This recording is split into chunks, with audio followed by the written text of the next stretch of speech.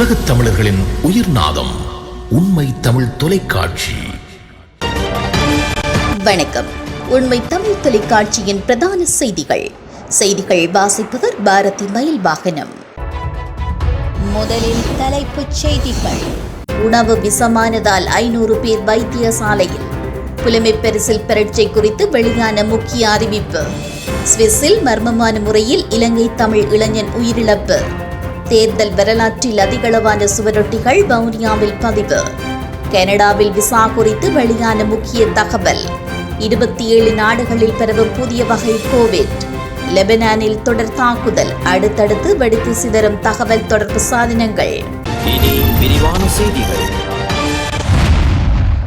புலனறுவை பக்கமுன பிரதேசத்தில் உள்ள பிரதான தனியார் ஆடை தொழிற்சாலை ஒன்றில் பணிபுரியும் 500க்கும் மேற்பட்ட ஊழியர்கள் இன்று காலை உணவு விஷம் காரணமாக மிகவும் சுகவீனமடைந்த நிலையில் பக்கமுனி மற்றும் அத்தனக்கடல பிராமிய வைத்தியசாலையில் அனுமதிக்கப்பட்டதாக போலீசார் தெரிவித்துள்ளனர். பக்கமுன பிரதேச வைத்தியசாலையில் இடப்பற்றாக்குறை காரணமாக அதிகளவானோர் பேருந்துகள் மற்றும் ஆம்புலன்ஸுகள் மூலம் அத்தனக்கடவல வைத்தியசாலைக்கு அழைத்து செல்லப்பட்டுள்ளதாக தெரிவிக்கப்பட்டுள்ளது.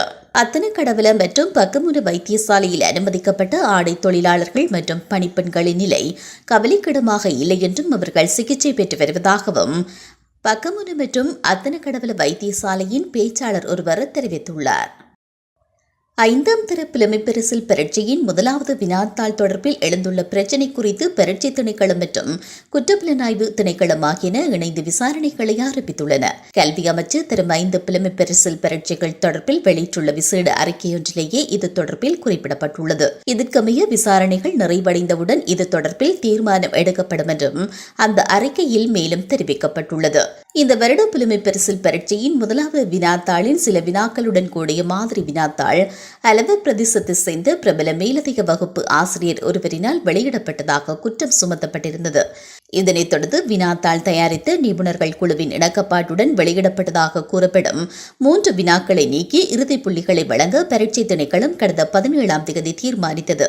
இந்த நிலையில் நேற்று காலை பரீட்சை திணைக்களத்திற்கு முன்பாக பெற்றோர் குழு ஒன்று போராட்டத்தில் ஈடுபட்டதை அடுத்து பதற்றமான சூழ்நிலையை கட்டுப்படுத்த கலக்க தடுப்பு பிரிவை வரவழைக்க அதிகாரிகள் நடவடிக்கை எடுத்தனர். அது மாத்திரமின்றி 6 பெற்றோர்களுக்கு பரீட்சை ஆணையாளருடன் கலந்துரையாடுவதற்கான சந்தர்ப்பம் வழங்கப்பட்ட நிலையில் ஊடகங்களுக்கு கருத்து தெரிவித்த ஆணையாளர் நாயகம் அமித் ஜெயசுந்தர 5ஆம் தர புலமைப்பரிசில் பரீட்சையை மீண்டும் நடத்துவது அவசியமானால் நடத்தப்படும் என்றும் கூறியிருந்தார். இவ்வாறான நிலையில் புலமைப்பரிசில் பெற விண்ணப்பித்த மாணவர்களின் பெற்றோர்கள் குழுவும் இது தொடர்பில் முறையான விசாரணைகளை மேற்கொள்ளுமாறு குற்றப்புலனாய்வு திணைக்களத்தில் முறைப்பாடு செய்துள்ள நிலையில் தற்போது விசாரணைகள் ஆரம்பிக்கப்பட்டுள்ளன. சுவிட்சர்லாந்தில் உள்ள அடுக்குமாடி குடியிருப்பொன்றில் வசித்து வந்த திருகோணமலையை சேர்ந்த இளைஞர் ஒருவர் சடலமாக மீட்கப்பட்டுள்ளதாக செய்திகள் வெளியாகியுள்ளன. குறித்த சடலமானது நேற்று காலை மீட்கப்பட்டுள்ளது. கோபிநாத் என்ற 34 வயதுடைய இளைஞர் ஒருவரே இவ்வாறு சடலமாக மீட்கப்பட்டுள்ளார். அவசர சேவை மையத்திற்கு கிடைத்த அழைப்பின் பேரில் சம்பவ இடத்திற்கு விரைந்த போலீசார் சடலத்தை மீட்டதுடன் சம்பவ இடத்திலேயே இருவரையும் கைது செய்துள்ளனர். சுவிஸ் நாட்டை சேர்ந்த 40 மற்றும் 54 வயதான சந்தக நபர்கள் இவ்வாறு கைது செய்யப்பட்டுள்ளனர். மேலும் மூவருக்கும் இடையிலான உறவு மற்றும் இதனால் கொல்லப்பட்டார் என்பது தொடர்பான விசாரணைகளை போலீசார் தீவிரமாக முன்னெடுத்துள்ளனர். தேர்தல் வரலாற்றில் வவுனியா பிரதேசத்தில் அதிகளவான சுவரொட்டிகள் அகற்றப்பட்டமை இதுவே முதல் தடவை என்று வவுனியா போலீஸ் தலைமையகம் தெரிவித்துள்ளது. வவுனியாவில் மாநகர சபை மற்றும் ஏனைய கூலி தொழிலாளர்களால் ஒட்டப்பட்டிருந்த 10,000க்கும் மேற்பட்ட சுவரொட்டிகளை வவுனியா போலீசார் தேர்தல் பிரசாரம் முடிவடைந்த தினத்தன்று அகற்றியுள்ளனர். ஜனாதிபதி தேர்தலுக்கான வேட்புமனு தாக்கல் நாளிலிருந்து வவுனியா பிரதேசத்தில் ஒட்டப்பட்டிருந்த 25,000க்கும் மேற்பட்ட சுவரொட்டிகள் போலீசாரின் தலையீட்டினால் அகற்றப்பட்டுள்ளன. இதேவேளை வவுனியா நகரில் சுற்றித் திரியும் ஆடு மாடுகள் அதிகளவான சுவரொட்டிகளை தின்றுவிட்டதாகவும் கூறப்படுகிறது. கனடாவில் வெளிநாட்டு மாணவர்களுக்கு வழங்கப்படும் விசா எண்ணிக்கை குறைக்க உள்ளதாக அந்நாட்டு அரசு தெரிவித்துள்ளது. கனடாவில் பல வெளிநாட்டு மாணவர்கள் உயர்கல்வி படித்து வருவதுடன் வெளிநாட்டை சேர்ந்த பலர் பணியாற்றி வருகின்றனர்.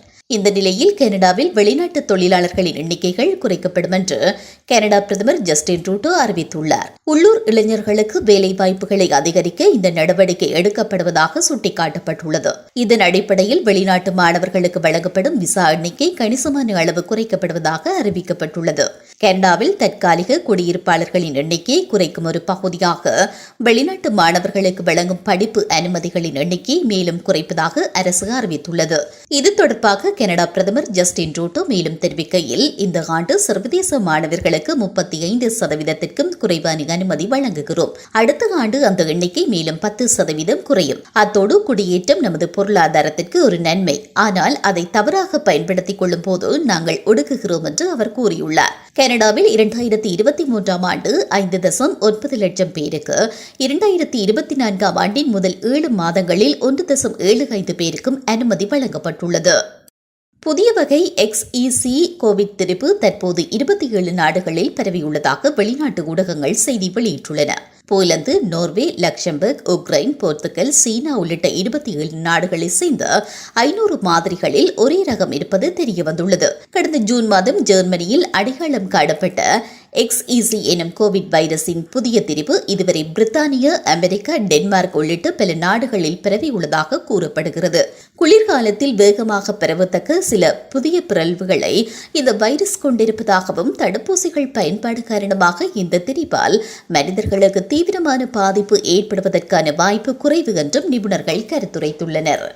லெபனானில் மீண்டும் தொலைத்தொடர்பு சாதனங்கள் வெடித்ததில் 20 பேர் உயிரிழந்ததாக சர்வதேச ஊடகங்கள் தெரிவித்துள்ளன. குறித்த வெடிப்பு சம்பவத்தில் இதுவரை 450 பேர் காயமடைந்துள்ளனர். பெய்ரூட்டின் தென்பகுதியில் உள்ள டஹியாவில் இறுதி நிகழ்வில் ஹிஸ்புல்லா உறுப்பினர்கள் உட்பட மக்கள் கலந்து கொண்டிருந்த வேளை இந்த வெடிப்பு சம்பவங்கள் இடம்பெற்றுள்ளன. கடந்த செவ்வாய்க்கிழமை இந்த அசம்பாவிதம் ஏற்பட்டுள்ளது. இந்த வெடிப்புகளில் 2 குழந்தைகள் உட்பட 12 பேர் உயிரிழந்ததாகவும் கிட்டத்தட்ட 3000 பேர் காயமடைந்ததாகவும் கூறப்படுகிறது. பட்டாசுகள் போன்றும் துப்பாக்கி சூடு போன்றும் சிறிய வெடிப்புகள் நிகழ்வதற்கு முன்னதாக சிலரின் பொக்கெட்டுகளில் இருந்து புகை வருவதை கண்டதாக சாட்சிகள் தெரிவித்துள்ளனர். ஹிஸ்புல்லா அமைப்பின் உறுப்பினர்களின் வாக்கி டாக்கிகள் வெடித்து சிதறியதால் இந்த உயிரிழப்புகள் ஏற்பட்டன. இந்த நிலையில் மீண்டும் பேஜர்கள் வெடித்து சிதறியதில் உயிரிழந்தவர்களின் இறுதி நிகழ்வுகளின் போது ஹிஸ்புல்லா அமைப்பின் உறுப்பினர்களின் தொலைத்தொடர்பு சாதனங்கள் வெடித்துள்ளன. நபரொருவர் நிலத்தில் விழுந்து கிடப்பதையும் மக்கள் அங்கிருந்து அலறி அடித்து ஓடுவதையும் காண்பிக்கக்கூடிய வீடியோ காட்சிகள் வெளியாகியுள்ளன. இஸ்ரேலின் சைபர் தாக்குதல் என்று அரேபிய செய்திகளை மேற்கோள் காட்டி லெபனான் குற்றம் சாட்டியுள்ளது. மீண்டும் தலைப்புச் செய்திகள். உணவு விஷமானதால் 500 பேர் வைத்தியசாலையில். புலமை பரிசில் பரீட்சை குறித்து வெளியான முக்கிய அறிவிப்பு. சுவிஸில் மர்மமான முறையில் இலங்கை தமிழ் இளைஞன் உயிரிழப்பு. தேர்தல் வரலாற்றில் அதிகளவான சுவரொட்டிகள் வவுனியாவில் பதிவு. கனடாவில் விசா குறித்து வெளியான முக்கிய தகவல். 27 நாடுகளில் பரவும் புதிய வகை கோவிட். லெபனானில் தொடர் தாக்குதல். அடுத்தடுத்து வெடித்து சிதறும் தகவல் தொடர்பு சாதனங்கள். இத்துடன் இந்த செய்திகள் நிறைவடைகின்றன. மேலதிக செய்திகளை தெரிந்து கொள்ள உண்மை தமிழ் தொலைக்காட்சியோடு இணைந்திருங்கள். வணக்கம். உலகத் தமிழர்களின் உயிர்நாதம் உண்மை தமிழ் தொலைக்காட்சி.